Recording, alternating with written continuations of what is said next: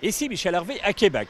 Comme à chaque année, le tournoi international de hockey Pee-Wee de Québec accueille d'anciens joueurs de la Ligue nationale de hockey. Pour cette 48e édition, on peut voir Joey Juneau. Joey qui a décidé de s'impliquer dans le nord du Québec avec l'équipe de Coudjouac. Joey Juneau veut y implanter un programme qui permettra à ses joueurs d'allier le hockey et les études.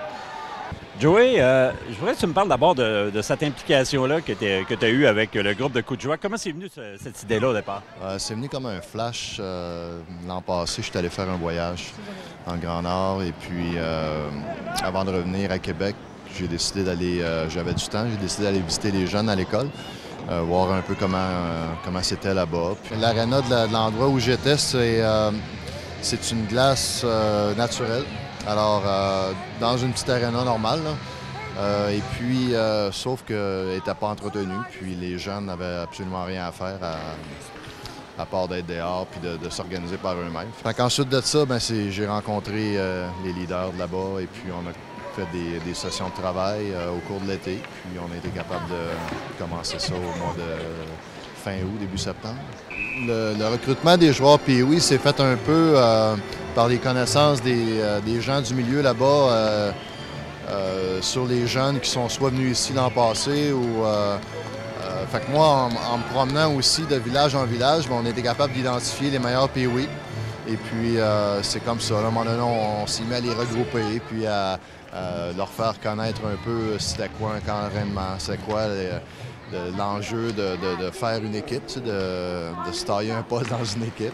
Les jeunes se devaient absolument de continuer d'aller à l'école, de donner un effort. La présence, c'est ça qui était important en premier. Puis il y avait aussi le comportement, le respect envers les professeurs, les parents.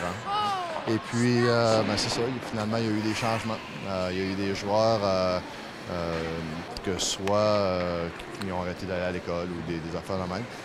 Puis aussi, qu'est-ce qui est arrivé, c'est qu'on a eu deux joueurs qui ont tellement bien participé à l'école qu'on se devait des inclure. Alors, c'est pas nos meilleurs joueurs, mais on s'est dit, regarde, pour montrer que c'est important, on les emmène avec nous autres.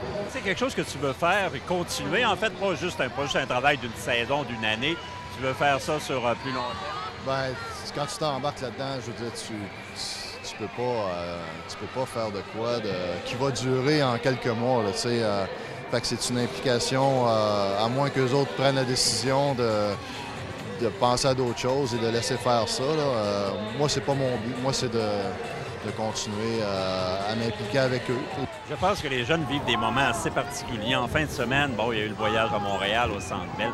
C'est assez particulier ce qu'ils vivent. Tu peux pas décrire ça, d'arriver là-bas et puis de rencontrer des joueurs de hockey, de rentrer dans la chambre de hockey des Canadiens. Je vais dire, ils ne savaient pas où regarder. Là, je veux dire, il y avait trop d'informations pour eux. C'est des choses qu'ils n'oublieront jamais. Pourquoi aussi, j'imagine que c'est un peu spécial.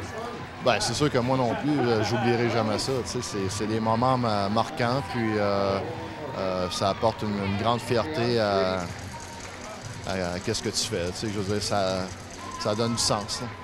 Il y a une chose assez spéciale, couleur nordique, vous direz à Québec aussi? Oui, regarde, je pense que ça a vraiment de l'allure en étant du village ou des villages les plus au nord du Québec, de s'appeler les Nordiques. Ça a plein de sens. Et puis quand on arrive ici, toujours le fun de ressortir ce chandail-là. Pour les gens de Québec, de revoir ça, c'est le fun aussi. Bravo pour ton travail, bonne chance. Merci beaucoup.